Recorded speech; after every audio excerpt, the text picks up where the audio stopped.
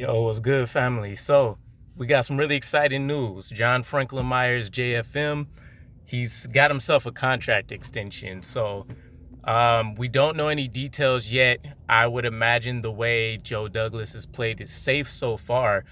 He's young enough, 26, I believe. He's young enough to still be a core building piece. We can only continue to expect improvement. So I would imagine it's a 3-year contract probably. He kind of likes to stay in that 2 to 3 year range. We haven't seen a big contract from Douglas just yet. Everything's kind of been a 1 or 2 year buy-in. So I would probably say 3 years. I don't know what it would look like for him. He's had a very phenomenal start to the season. If I'm remembering correctly, he's had a sack in at least every game so far, giving him 4 on the season.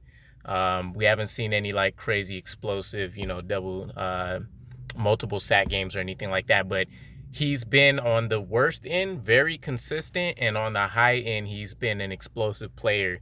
And he happens to give us a lot of critical pressures when we need them. He's opening up opportunities for other people. Easing Quinnen Williams back in is a much easier job with someone like JFM on the roster, especially after we lose so many critical pieces throughout the offseason. I mean, there's so many different names that we don't have with us anymore. But aside from that, we don't need to bring up old history. We got a good thing going on with this defense right now, and JFM is going to be a part of that moving forward. So that's really exciting.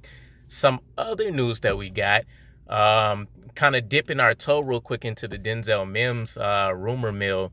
I got to get a chance to see what this actual interview sounded like, but Denzel Mims kind of explained a little bit. There's a lot of questions about why he hasn't received playing time.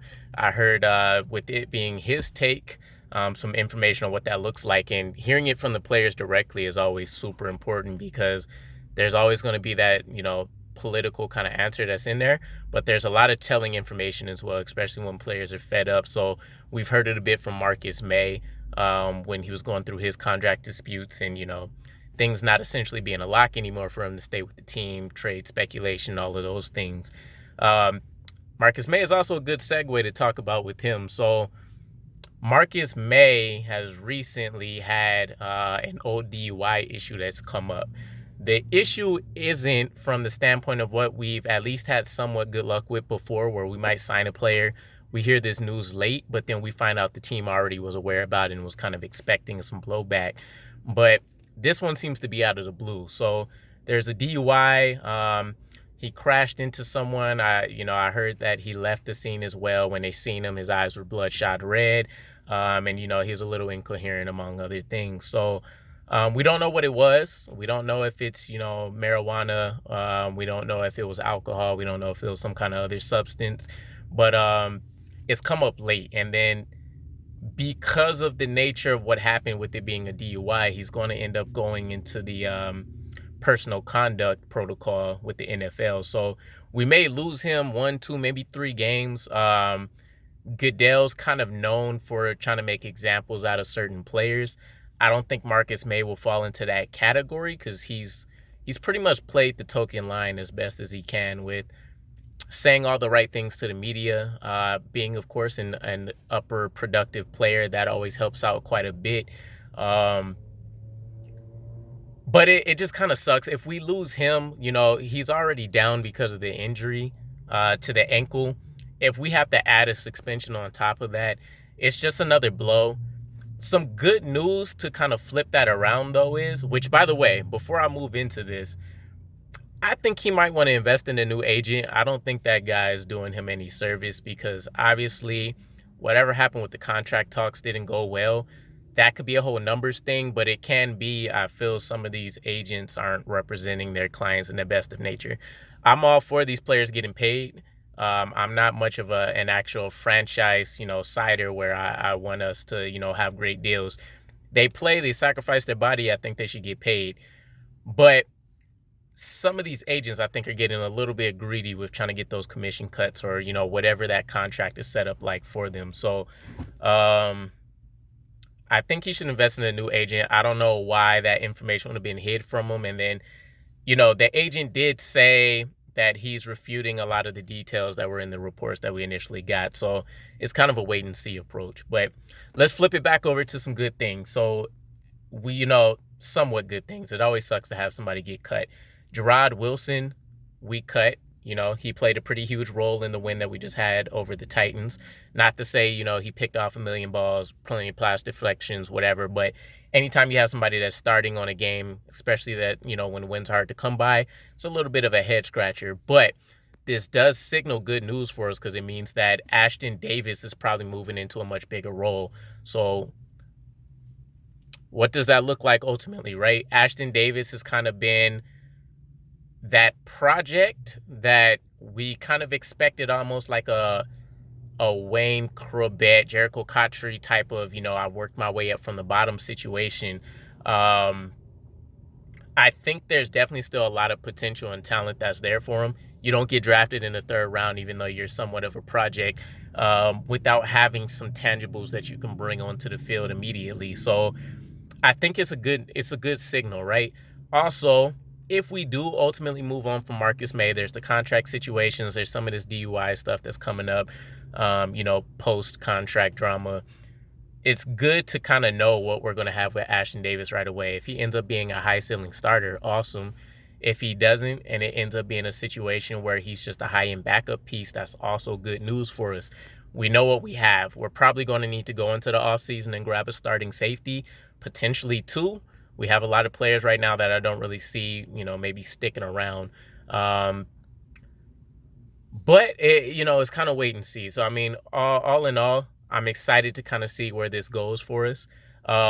Plenty of roster moves today, just roster updates between the contract extension, what's happening with Marcus Maye, what's happening with, Ashtyn Davis moving, Jarrod Wilson being cut. And then, just the whole Denzel Mims craziness that's going on. But either way, I was just really excited once I seen that JFM got a contract extension, which also another blow. This is it's one of the funny things I always thought about the league. The disrespect levels are high. So you can work with someone an entire year. And in this case, I'm talking about Marcus Maye. You can work with them multiple years, a la, Jamal Adams, or plenty of other players that we've had these issues with before. But it's always a what have you done for me now kind of league. Marcus Maye has been playing fairly well. I won't say there's anything, there hasn't been any mind-blowing performances maybe. He did have that game where he had a sack, a pass breakup. But, and I think maybe an interception. I can't recall if he actually has one on the season yet. But, ultimately it's a what have you done for me now league. He's played very well since then, but again, new scheme coming in, new coaching staff.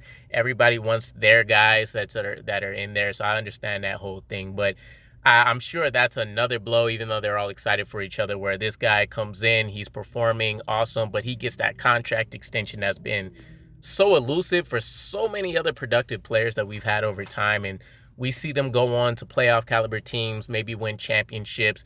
Maybe not all of them are well-deserving. I think Darren Lee got one with the Chiefs not too long ago. But, still, overall, we see these players going to these top-tier teams, and they're continuing to excel or produce the way they had when they were with us. And, it just leaves us scratching our heads. What did we not see that they didn't? Because we've always had fairly good cap situations since we let Isaac and McCagnon go. So it's not all that long ago. But in the grand scheme of things, we've always had 2 to 3 year periods where we have quite a bit of cap money, and we blow it on players that don't perform, and then we give contract extensions out, like candy to players, and we can tell there's not going to be a good fit. And in this case, I'm pointing to,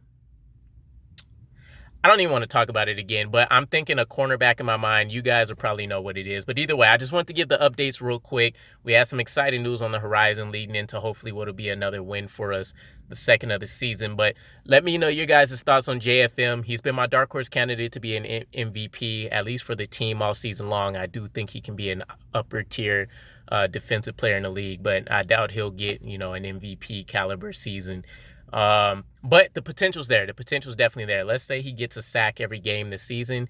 He's going to walk away with a 17 sack season. That'll be crazy. And I think we kind of predicted something like that potentially happening.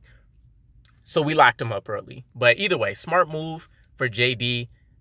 He's he's strapping up with the ski mask Scully again, and he's getting work done. So again, we got a long couple years ahead of us still. I really think by next year, though, we'll see like a huge push to becoming, that average to above average section of the NFL. But either way, again, let me know what you guys' thoughts are on all of the moves that happened today, and I'll catch up with you again. Peace.